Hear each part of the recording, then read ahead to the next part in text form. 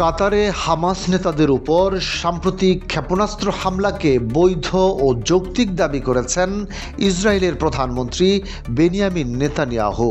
তার অভিযোগ, উপসাগরীয় এ দেশ দীর্ঘদিন ধরে হামাসকে আশ্রয় ও অর্থ সহায়তা দিয়ে আসছে।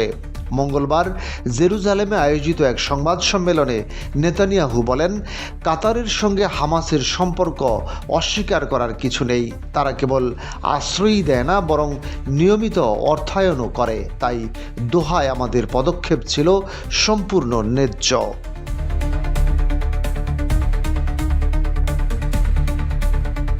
গত সপ্তাহে দোহায় হামাস নেতাদের বৈঠকে ইসরায়েলের ওই ক্ষেপণাস্ত্র হামলা উপসাগরীয় রাজনীতিতে নতুন উত্তেজনা তৈরি করেছে।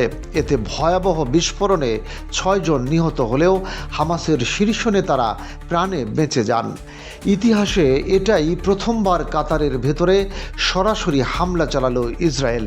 ঘটনাটিকে কেন্দ্র করে আঞ্চলিক কূটনীতিতে জটিলতা আরও ঘনীভূত হয়েছে, কারণ গাজায় যুদ্ধবিরতি আলোচনায় এবং জিম্মি মুক্তির মতো গুরুত্বপূর্ণ ইস্যুতে কাতার দীর্ঘদিন ধরেই মধ্যস্থতাকারীর ভূমিকা পালন করে আসছে।